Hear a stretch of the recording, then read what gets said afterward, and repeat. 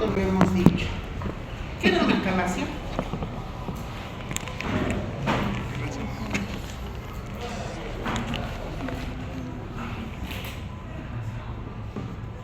Si se hemos llevado hace 2 días, no sé qué, ¿cómo darán su examen? Hemos dicho que una calasia es una patología esofágica que se caracteriza por el aumento de la presión en el esfínter esofágico inferior. El caries aumenta de presión y se cierra. Hemos mostrado esta imagen donde vemos un esófago normal en microscopía. Y tenemos la imagen de una calasia. Este aumento de presión a nivel del esfínter superior de momento es idiopático, no hay una causa concreta, solamente hay hipótesis de que problemas neuromusculares hasta situaciones de tipo infeccioso. También habíamos indicado de que al existir acalasia, aquí a nivel del esfínter esofágico inferior se cierra. Por lo tanto, todo lo que uno ingiere se queda acá a nivel del tercio distal del esófago. Si ponemos contraste, aquí ya tenemos un signo que se llamaba punta de lápiz o pico del oro. Y el signo de la punta del lápiz o del pico del oro nos indica el diagnóstico de una calasia completa o calasia total. En cambio, si se veía una pequeña filita o una hilera delgadita de contraste que pasa, ese es el signo de la cola del ratón, ¿no? De la cola del ratón. Y ese dato nos indica una calasia parcial o incompleta. Entonces, cuando se tiene la calasia,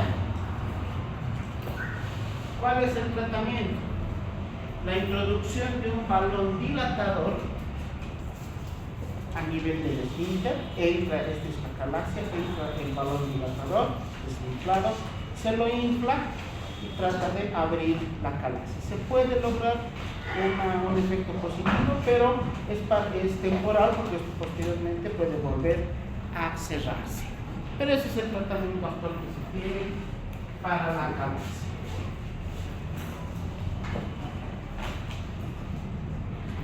Otra patología, el espasmo esofágico. ¿Qué significa espasmo? Contracción. Un movimiento espasmódico, ¿qué es? ¿Contracción de qué? El esófago. Contracción de la musculatura lisa. Ese es un espasmo. No vamos a ver, podemos tener espasmo por contracción de musculatura lisa a nivel del aparato digestivo. Hay también espasmos de músculos isquiales, pero no es el tema. El espasmo esofágico entonces es una patología donde se produce contracción brusca. Como contracción brusca de la vesícula en el caso de una colecistitis, acá tenemos contracción brusca de la musculatura del esófago. ¿Qué va a producir? Dolor a nivel de zona retroesternal. Acá atrás del esternón, ahí te duele. Un dolor muy intenso que se exacerba, o más bien, que empieza con la deglución. ¿Recuerdan lo que les decía? El alimento va a pasar de la boca al estómago no solo por la gravedad, no solo por acción de la gravedad, sino por la contracción espasmódica del esófago, tiene movimiento peristáltico. Ese movimiento es exagerado, la contracción es exagerada a tal punto que puede producir inclusive disminución importante de la luz esofágica. Por eso se produce dolor. También va a haber como síntomas disfagia transitoria, no es una disfagia permanente. ¿Qué era disfagia?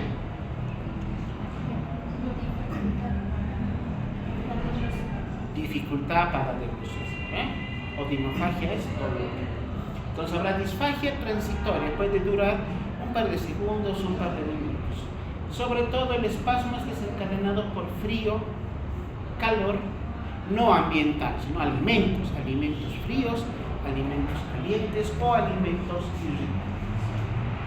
El diagnóstico es de difícil realización porque los episodios son aislados. El paciente te va a decir: doctor, anoche después de cenar me he tomado un cafecito caliente, estaba haciendo frío, he sentido dolor acá. O sea, el síntoma es dolor torácico, dolor en zona torácica anterior. Las posibilidades son múltiples. Llegar al diagnóstico directamente de un espasmo esofágico es muy difícil, a menos que estemos con el paciente al momento que le venga la contracción de la musculatura. Pero al haber aumento de la contracción, estamos indicando que va a haber también aumento de presión. Se contrae el esófago y, al igual que la calasia, eso va a producir un aumento de presión dentro de toda la luz del esófago, lo cual se puede llegar a corroborar con una manometría. ¿Qué medía la manometría? Mano, no va a medir las manos. Manometría, ¿qué mide? Presiones. Entonces, la manometría sería ideal realizarla durante el episodio de dolor para así determinar la magnitud del aumento de presión dentro del esófago. Tratamiento, administración de nitratos. ¿Los conocen a los nitratos?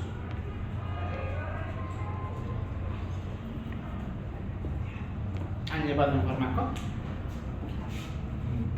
Dígame pues, si no les indico, pero si no me hablan. Los nitratos son un grupo de fármacos que se utilizan, son un grupo de fármacos cuya acción es la de disminuir o producir relajación de la musculatura lisa. Son potentísimos relajadores de la musculatura lisa. Pero no vamos a utilizar nitratos, por ejemplo, para la contracción de la vesícula o para el dolor que se produce por contracción de útero. Tienen una acción específica sobre la musculatura de los vasos sanguíneos. Entonces, cuando hay vasoconstricción muy importante, muy severa, se dan nitratos para producir vasodilatación. ¿Qué patología creen que es entonces la ideal para hacer tratamiento con nitratos? Las anginas, ¿no? Los nitratos son tratamiento de la isquemia miocardial, cuando hay hipercontracción o aumento de la contracción de los vasos coronarios. Pero también tiene acción sobre la musculatura lisa, sobre todo a nivel del esófago. Entonces, podemos usar nitratos. Estos nitratos van a relajar la musculatura que se ha contraído y, por lo tanto, el espasmo puede ser controlado. Otra patología similar, el esófago en cascanueces, lo que habíamos mencionado en la anterior clase como el nutcracker, ¿no? Cascanueces. Este es el cascanueces, este aparatito de acá. Sirve para romper la cáscara de una nuez. En esta patología, el esófago en cascanueces, se produce una contracción similar a la del espasmo esofágico, pero mucho más severa, mucho más continua, mucho más prolongada en el tiempo. La presión con la que llega a contraerse el esófago es de 180 milímetros de mercurio. ¿Se acuerdan cuánto era de la calasia? No. De la calasia es 60 milímetros de mercurio. Imagínense, semejante contracción que tiene el esfínter esofágico inferior en una calasia con 60 milímetros de mercurio Y tenemos al esófago en cascanueces, donde la presión aumenta 3 veces más. Es un espasmo, una contracción severa del esófago. No de todo el esófago, porciones. Hay zonas que están sanas, hay zonas que están contraídas.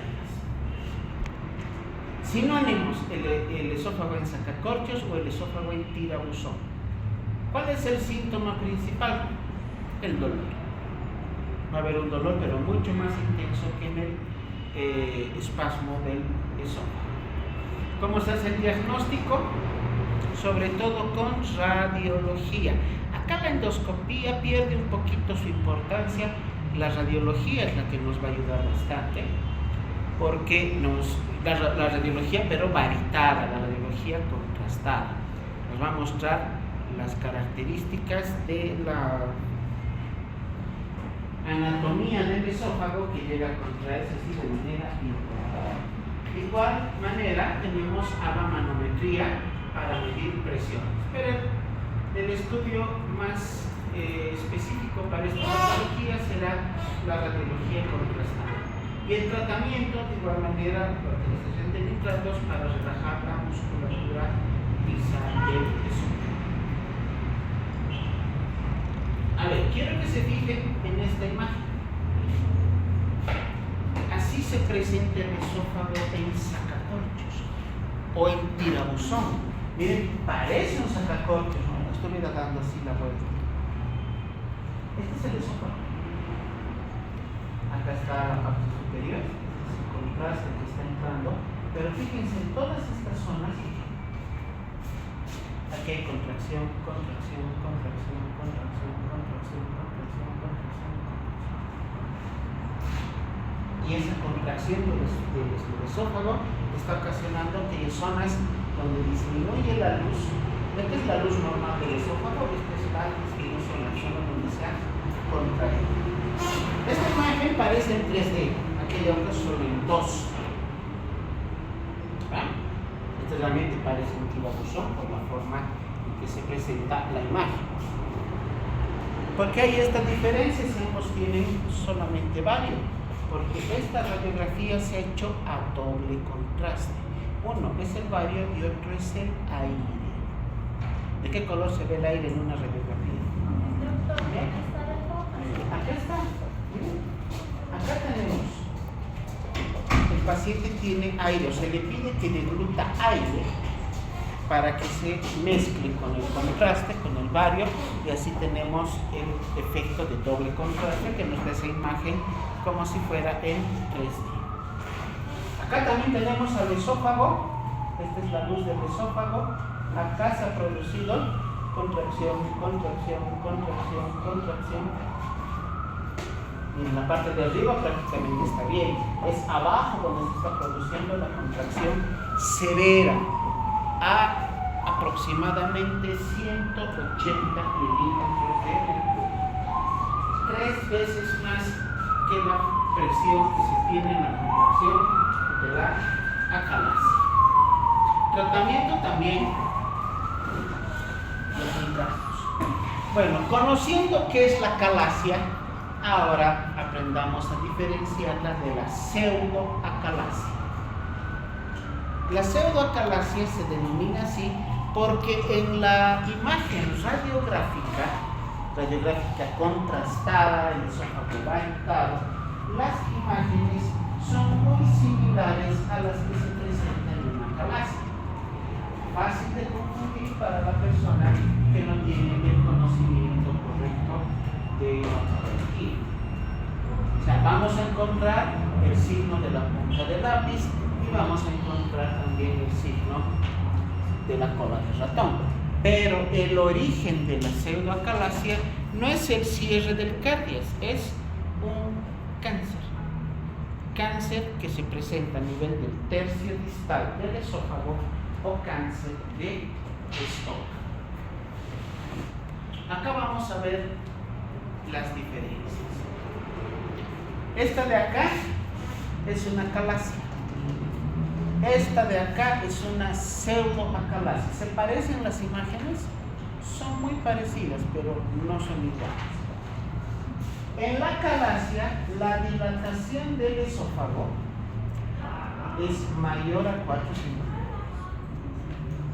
En la pseudoacalasia, la dilatación del esófago es menor a 4 centímetros. Acá tenemos al esófago dilatado. En este punto, aquí, toda esta zona corresponde al cáliz. Aquí tenemos el signo de la punta del lápiz. Cuando pasa un poco de contraste, se denomina el signo de la cola del ratón. Entonces, ¿qué diagnóstico tenemos acá? ¿Qué diagnóstico es? 5 minutos sencillo. Acalasia parcial o acalasia incompleta. Esto es una acalasia parcial. En cambio, acá en la pseudoacalasia, la dilatación del esófago es menor a 4 centímetros y el signo de la cola del ratón es mucho más largo, más de 2 centímetros. En la acalasia es menor a 2 centímetros, en la pseudoacalasia mayor a 2 centímetros. ¿Por qué? Fíjense acá, voy a delimitar aquí todo esto. Seguramente viene hasta aquí. Es un tumor. Acá hay una neoplasia, hay cáncer del tercio distal del esófago. Entonces, un cáncer a nivel del esófago en su tercio distal o cáncer del cuerpo del estómago nos puede llegar a producir esta imagen de la pseudoacalasia.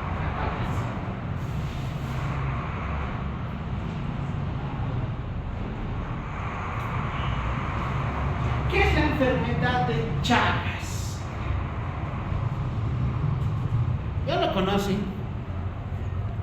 ¿Cuál es el agente etiológico? El Trypanosoma cruzi. ¿Ve? ¿Qué importancia tiene para nosotros desde el punto de vista digestivo? No estamos hablando de la acción del parásito exactamente en el momento de la picadura de la vinchuca. ¿Qué signo se presenta cuando te pica la vinchuca? Como si te hubieran pegado. Tu ojo se inflama. No. Ojos son los dos. Aquí parece que te hubieran dado un golpe en el ojo y tus párpados están hinchadísimos. Eso no es edema, es aumento de volumen. ¿Qué se llama ese signo? Es típico de la fase aguda de la enfermedad de Chagas. Se llama signo de Romaña. Signo de Romaña. No estamos hablando ahora de esa fase aguda. Estamos hablando de la fase crónica de Chagas, que puede venir décadas después de que te ha picado la vinchuca. Puede haber picado la vinchuca de niño. Y las complicaciones crónicas del Chagas, sobre todo a nivel del aparato digestivo, pueden venir hasta 30, 40 años después de eso. ¿Y cuál es el común denominador de estas complicaciones a nivel digestivo? ¿Qué le pasa a los órganos del aparato digestivo como complicación del Chagas? ¿Conocen? Yo sé que saben, chicos, han escuchado. A ver, piensen un poquito.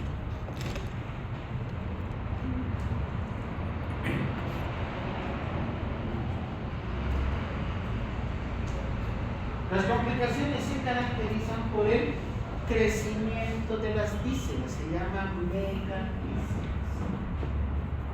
El más conocido de todos, ¿qué parte del aparato digestivo se compromete más con este crecimiento excesivo? Del aparato digestivo. Y eso sí, no me digan que no saben. ¿El hígado? No. El colon, el megacolon chagásico. ¿Han escuchado de eso, no ven? El megacolon chagásico. Al igual que el megacolon chagásico, el Chagas puede llegar a comprometer al esófago y producir megaesófago.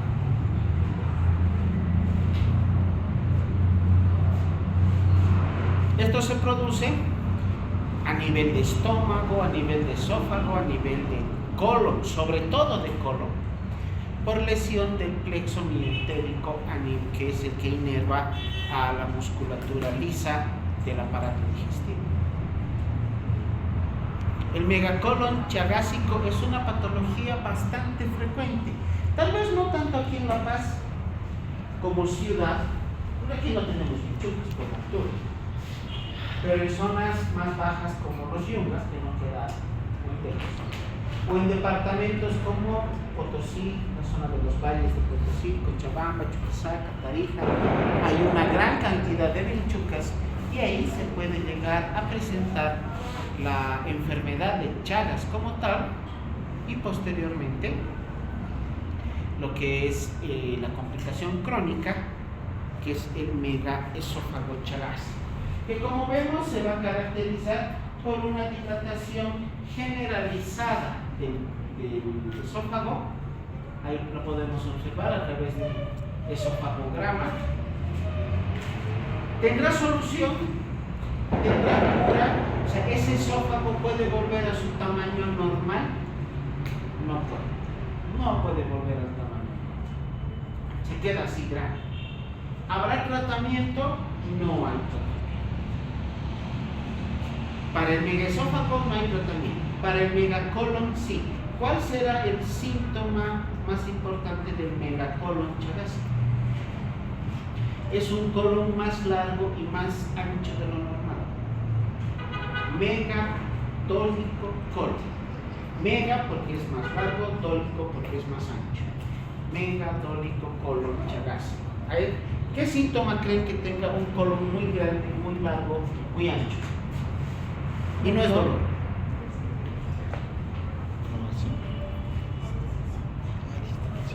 No, distensión no. El síntoma es estreñimiento. Las personas son estreñidas porque el contenido intestinal tiene que recorrer un trayecto mucho más largo. Situación idéntica a la que sí se presenta en La Paz, megacolon, pero ya no de origen chagásico, megacolon de altura. Chicos, la primera causa de estreñimiento en la altura, no solo en La Paz, que es ciudad de altura, es el megacolon de altura. Todos los que hemos nacido y vivimos en la altura tenemos la gran probabilidad de desarrollar este megacolon de altura. Así que la primera causa de estreñimiento será el megacolon. Tratamiento para el megacolon, ya sea de altura o chagásico. Bien, fíjense acá, ¿cómo va el colon? Ascendente, transverso, descendente, hace sigmoides, ¿no? ¿Qué pasa en un megacolon? Viene el ascendente, sobre todo el transverso, baja, puede subir, puede dar una vuelta y luego recién llegar a ser descendente. ¿Qué se hace en el tratamiento? Todo ese pedazo de intestino grueso que sobra, se saca. Se hace una cirugía y se hace una colectomía parcial, se saca parte del colon que está de más, el colon que está en exceso. En un megacolon por Chagas se hace lo mismo, pero en el esófago por Chagas, el megaesófago por Chagas, no podemos hacer ese tratamiento porque no podemos sacar el esófago grande. O sea, la solución, ¿cuál sería? Sacar todo el esófago y colocar una prótesis. Pero muchas veces ese tratamiento no llega a tener el efecto necesario, bueno, como se dice, ver bien el riesgo-beneficio. A ver, acuérdense de esto, chicos, en serio, acuérdense de la lámina que están viendo. Esclerosis sistémica progresiva. ¿La conocen esta patología? ¿Han escuchado hablar de esta enfermedad? La esclerosis sistémica progresiva. ¿No? ¿Qué es esclerosis? ¿Qué entienden por esclerosis? Es endurecimiento. Esta esclerosis es una patología que se caracteriza por un endurecimiento progresivo de todos los órganos del cuerpo.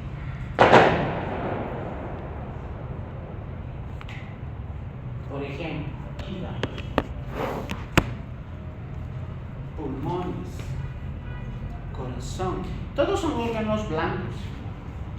Son órganos blancos. Pero gracias a la acción de esta enfermedad se van endureciendo progresivamente. Se endurecen estos órganos. ¿Por qué se endurecen? Por la acumulación de fibras de colágeno. Y específicamente colágeno tipo 2 y tipo 3. ¿Dónde se estudia esta enfermedad? Al siguiente semestre en la materia de reumatología. Ya les he pasado todo el dato importante respecto a la etiología de la esclerosis. Esta esclerosis puede llegar a presentarse como síndrome de Crest. Aquí es el síndrome de Crest. Cada una de estas letras nos da la característica, una de las características del síndrome. La C significa calcinosis, depósitos de calcio, sobre todo en la piel, pues se llama calcinosis cutis. La E, fenómeno o síndrome de Raynaud. ¿Lo conocen?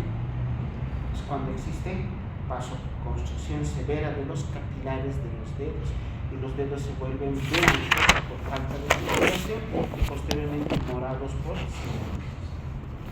Esta es la que nos interesa, la E, la dismotilidad esofágica. Esta enfermedad llega a endurecer al esófago. El esófago es un órgano blando, constituido por musculatura lisa. En el síndrome de Crest se endurece. ¿Y eso qué va a producir? Disminución de la motilidad, disminución del peristaltismo esofágico. Eso se llama dismotilidad esofágica. Esa es la E. La S, la esclerolactina, la esclerosis de los dedos. Y finalmente la T, las telangiectasias.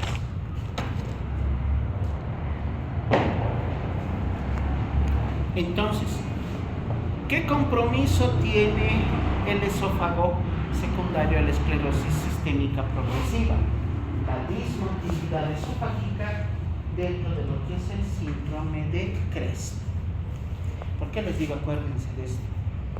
Porque a todos les enseñan de esta manera y en noveno cuando llevamos enfermedades del esófago les vuelvo a preguntar, les estoy olvidado. La otra vez les he dicho a los chicos de noveno, ¿se acuerdan cuando les he enseñado en sexto lo que es el síndrome de Crest? No se acuerdan. Están pensando más en comadres, ¿no?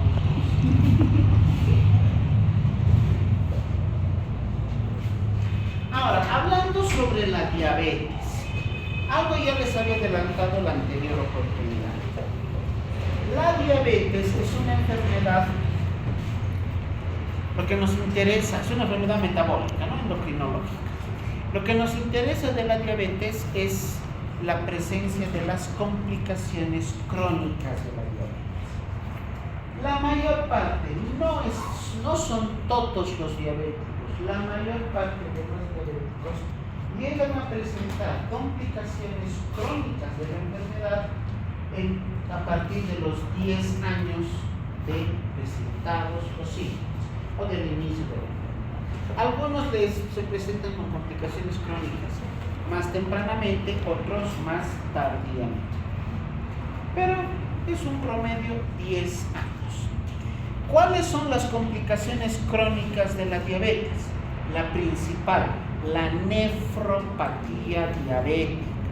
compromiso del funcionamiento de los riñones por daño que produce la diabetes. La segunda, la retinopatía diabética. Antes, la nefropatía diabética es la principal causa acá en este medio para que el paciente tenga enfermedad renal crónica. Esa es la principal causa para que el paciente termine en hemodiálisis. El 90% de los pacientes que hacen diálisis actualmente en esta ciudad tienen como enfermedad de base diabetes y nefropatía diabética. La segunda es la retinopatía diabética. En ella se compromete el funcionamiento de la retina y los pacientes diabéticos van perdiendo progresivamente la agudeza visual hasta el punto de poder llegar a la ceguera total. ¿Cuál es el término para ceguera total? Amaurosis. Muy bien. La que nos interesa en el tema, la tercera complicación crónica, la neuropatía diabética.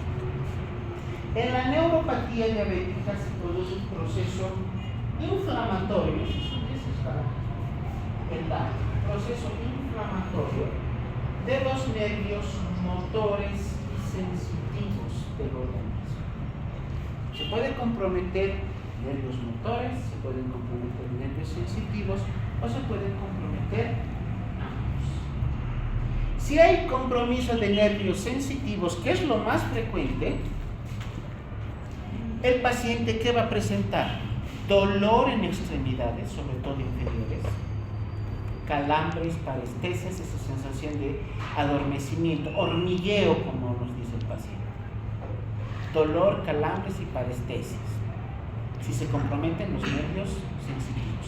Si se comprometen los nervios motores, los que más compromiso se tienen son los nervios que inervan a la musculatura lisa, o sea, al aparato lisa. Si hay compromiso de nervios motores, se va a producir una disminución de la estimulación motora a estos músculos de tal manera que se disminuye el movimiento del aparato digestivo. Ese impulso neurológico que tiene que llegar al esófago, al estómago, a los intestinos para que se contraigan y tengan movimiento peristáltico, disminuye a valores inclusive menores al 50%. En la diabetes mellitus, ¿qué pasa con el esófago? Disminución de la presión del esfínter esofágico inferior, disminución del movimiento en un 50% del movimiento peristáltico, lo cual va a producir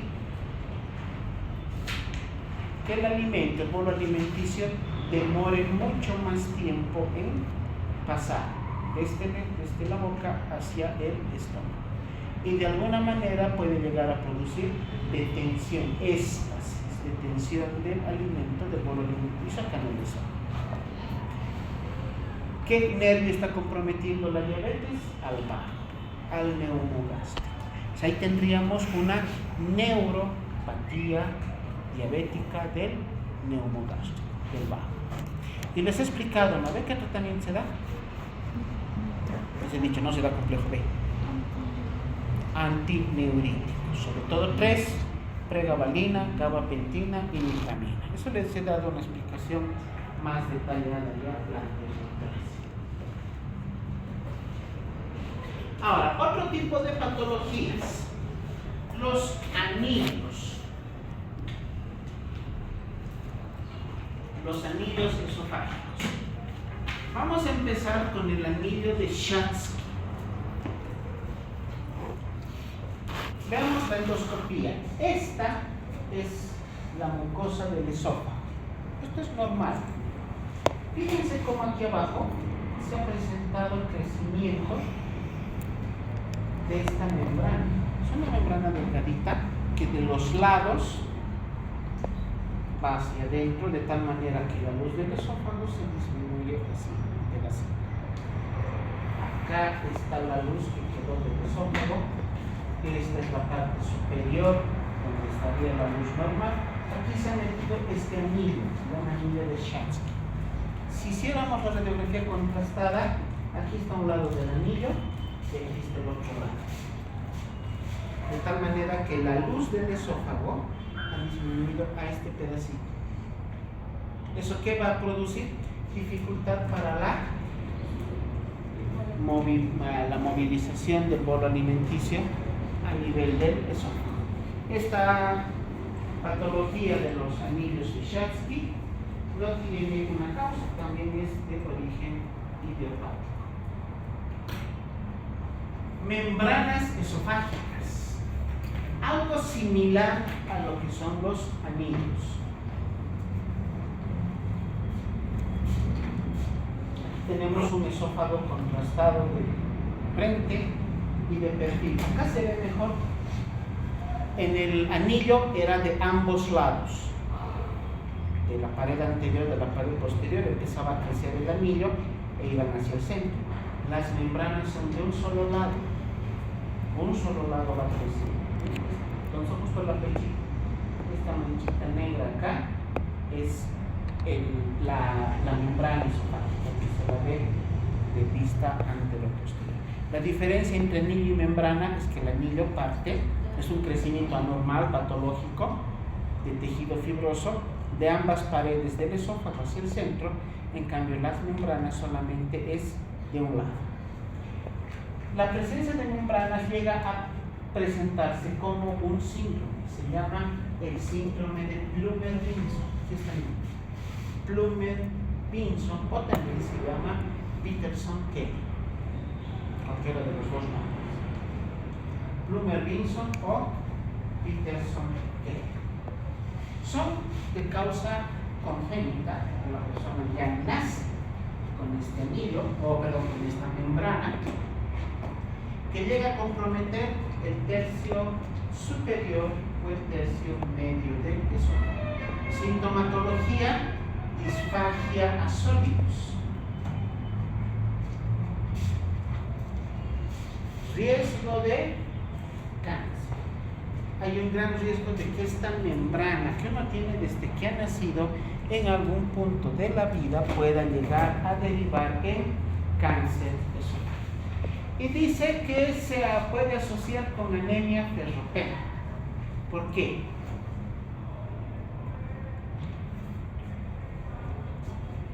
La luz del esófago, que era esta, ha disminuido aquí, a este pedacito. Entonces, hay muy poco espacio para que pase alimento.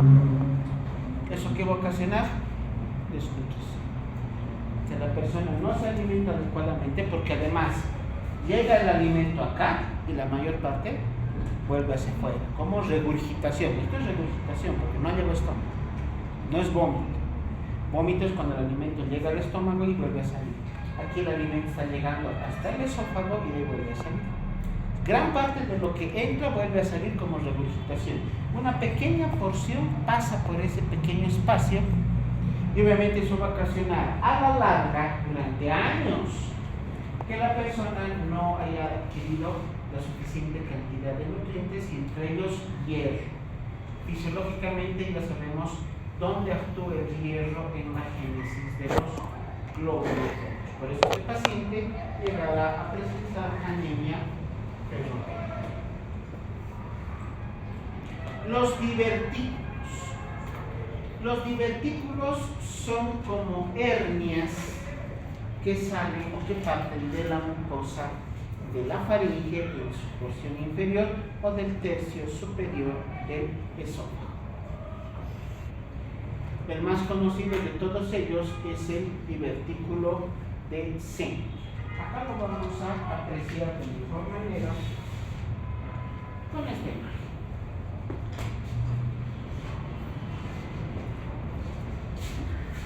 Esta es la tráquea, este es el esófago. Esta bolsita que se ha formado atrás como un saco es el divertículo de Senck, como una hernia que ha partido de acá. ¿Por qué se presenta esta hernia? Si esta es la pared del esófago, aumento de la presión, algo empujó, empezó a empujar y se ha hecho una bolsita que empezó a crecer hacia abajo por aumento de presión. ¿Qué creen que pase con el alimento que uno degluta? En lugar de ir al esófago, se entra aquí porque es mucho más ancho que la luz del esófago. Entonces comes y lo que deglutes entra aquí y se va llenando. ¿Qué síntomas tendrá el paciente? Regurgitación de alimentos, disfagia y sobre todo halitosis. ¿Qué es la halitosis? Mal aliento. Porque en términos vulgares, entra el alimento aquí y se fermenta por la acción de las bacterias o por un proceso de descomposición, lo que produce el mal aliento. Otros síntomas: tos, disfonía o neumonía, si este contenido sale de acá, del divertículo, y se entra a vía aérea. Esta patología puede llegar a diagnosticarse clínicamente con una masa palpable aquí atrás o en la parte anterior. Tocas el cuello y hay una masa palpable. Depende mucho obviamente del tamaño del divertículo. El que vemos aquí en esta imagen es un divertículo gigante, es enorme. Pueden haber divertículos mucho más chiquititos que solamente llegarán a diagnosticarse adecuadamente con una endoscopía o con una radiografía contrastada. Ahí está la radiografía contrastada del divertículo. Ese es un divertículo gigante. Fíjense en lo grande que se ve. ¿Cuáles son las complicaciones? Se puede fistulizar. Fistuliza al mediastino y el contenido de alimento que tenía este divertículo se entra al mediastino, produciendo la inflamación del mediastino. ¿Saben qué es el mediastino? Anatómicamente, ¿se acuerdan? Es la parte central, la que está aquí. Se llama mediastino, porque está al medio. Se fistuliza este divertículo hacia el mediastino, produciendo inflamación del mediastino, a lo que se llama mediastinitis. O puede producir lesión del nervio laringeo recurrente, que es el causante de disfonía. Tratamiento: sacar el diverticulectomía. Sacar el divertículo. Ese es el tratamiento, es quirúrgico. ¿Qué cirujano cree que opera esto? No es cualquier cirujano. Un cirujano cardiovascular, un cirujano torácico no va a operar esto. Cirujano de abdomen tampoco. El de abdomen opera vesícula, apéndice. ¿Qué cirujano opera esto? Hay una subespecialidad en la cirugía, por si alguno de ustedes se anima posteriormente, que se llama cirugía de cabeza y cuello.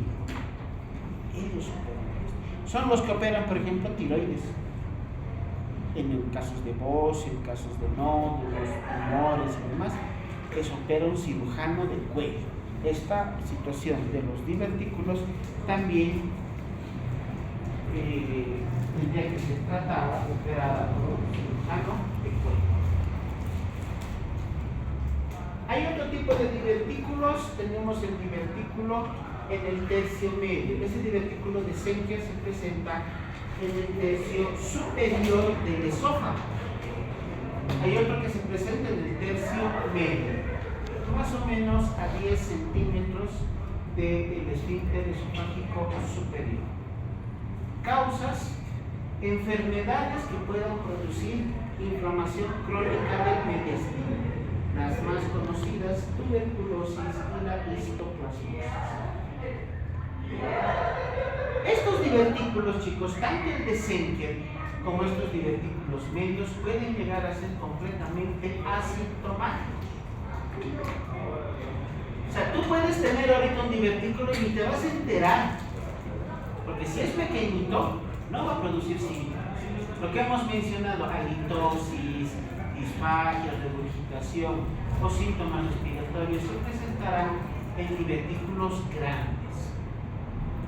Al igual que el divertículo de Senker, Este divertículo del tercio medio también puede llegar a presentar fístulas, pero a esófago, a pulmones, a bronquios o a otro segmento del aparato respiratorio.